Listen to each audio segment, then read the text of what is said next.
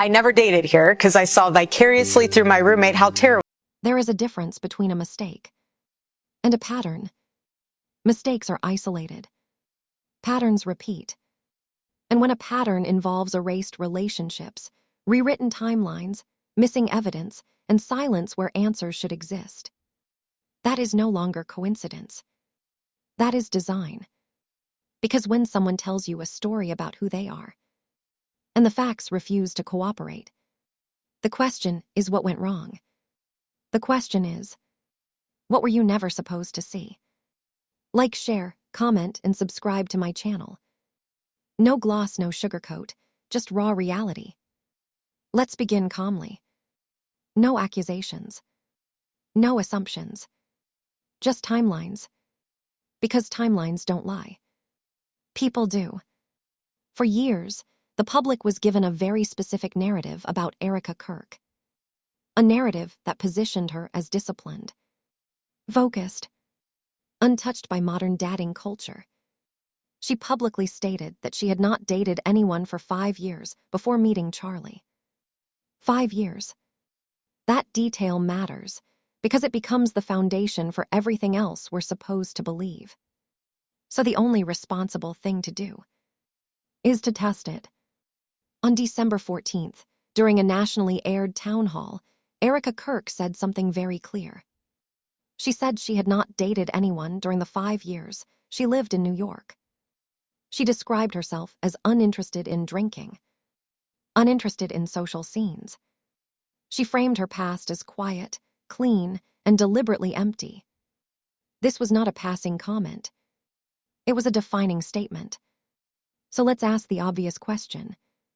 Is that true? The camera care about your story. Reality television does not care about personal narratives. It documents what happens. And during those exact years, Erika claims she was not dating, not drinking, not socializing. She appeared on Bravo's Summer House. This show was filmed in August 2018. In New York. In the Hamptons. On camera, Erika is seen drinking alcohol, socializing, flirting. This is not interpretation. It is footage. So already, the 5-year narrative has a problem. Not a rumor problem. A recorded problem. Now, to be clear, drinking alcohol is not a crime. But lying about it matters when your credibility depends on moral consistency. Because if the foundation cracks, everything built on top of it becomes unstable. And the cracks don't stop there. During the same period, Erika claimed she was single. She was publicly involved with at least 2 men. One of them was Tyler J.T. Massey, a professional baseball player. This relationship was not secret. She referred to him publicly as her incredible boyfriend. There were magazine features. There were photos. There were engagement-style images. This was not casual. This was not hidden. So the question is simple. Where does this relationship fit into 5 years of singleness? It doesn't. And when a timeline doesn't fit, you don't ignore it. You investigate it. Then something else resurfaced. Footage from a 2015 Trump rally. In that footage, Erika is visible, placed directly behind the president. Not randomly. Not by chance. Standing beside a man who strongly resembles J.T. Massey. Between them, a young girl. No explanation was offered. No clarification was given. The footage simply exists. And in investigations, existence is enough to raise questions. Now we introduce another name, and this is where timelines begin to overlap in uncomfortable ways. Tyler Bohr. Years later, Tyler Bohr would become the chief operating officer of Turning Point USA. But years before that, he was already in the same orbit as Erika. He was present at rallies. He knew the players. He was connected. And according to multiple accounts, Tyler Bohr later arranged what was described as a job interview for Erika at Turning Point. Except it wasn't an interview. Instead of a formal hearing discussion, Erika was seated across from Charlie. No resume. No structured interview. A date. That matters.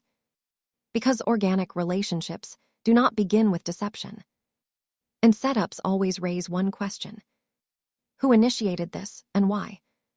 Before Charlie, there was someone else. His name is Cat Phillips.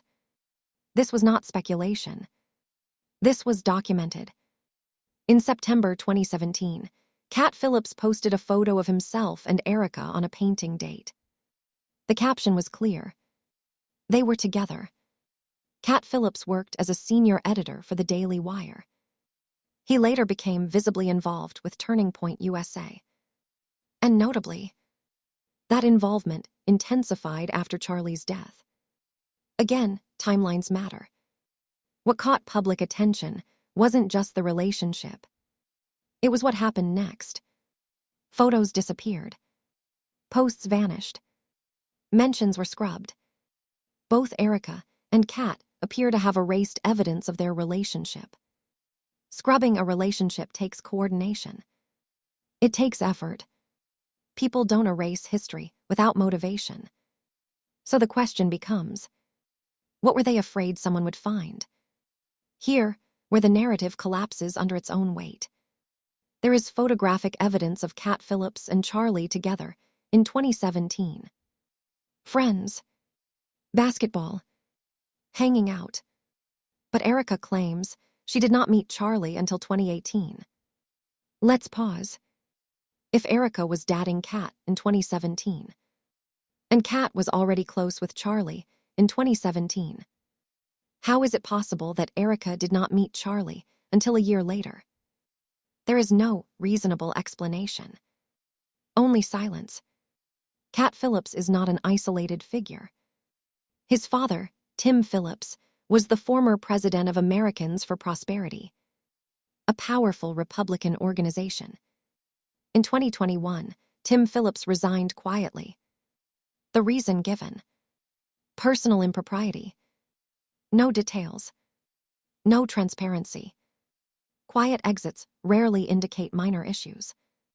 Internet researchers then turned their attention to the Phillips family church, Cornerstone Chapel in Virginia. Cat's brother is listed as an assistant pastor. Some former members described the church as insular. Others use the word cult. Whether accurate or exaggerated, the allegations added another layer of secrecy to an already opaque background.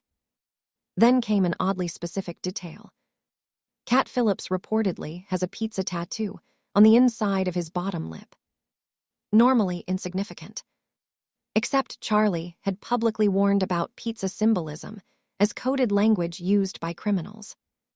Is that proof? No. But investigations don't dismiss symbolism. They document it. Then came what many consider the most unsettling gap in the story. Erika allegedly gave birth to a child with Charlie. Yet no one can locate a single image of her pregnant. No bump photos. No maternity shoot. No candid images. In an era where every moment is shared, absence becomes evidence.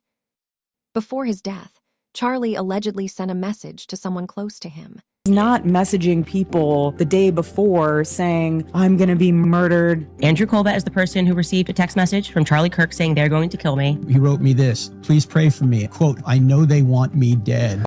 A request for prayer. A warning. This message has never been convincingly disputed. According to Candace Owens, an eyewitness placed Cat Phillips in a meeting with Charlie's security chief just 2 days before Charlie was killed. This is not internet rumor. This is a direct allegation tied to time, place, and individuals. Cat Phillips has not publicly denied it. Silence is not guilt. But silence is not neutral either. Let's recap calmly. A false claim of 5 years of singleness. Documented public relationships. Reality TV contradictions. Overlapping political connections. A relationship erased from the internet. Timeline impossibilities. A secret meeting days before a death. and silence where clarity should exist. Individually, these are questions. Together, they are a pattern. This is not a verdict. This is not an accusation. This is a refusal to ignore contradictions. Because truth does not fear timelines. Truth does not require erasure. Truth does not depend on silence. And when a story must be rewritten to survive, it was never the truth to begin with. I'm not telling you what happened. I'm telling you what does not add up, and until those questions are answered, this story remains unfinished.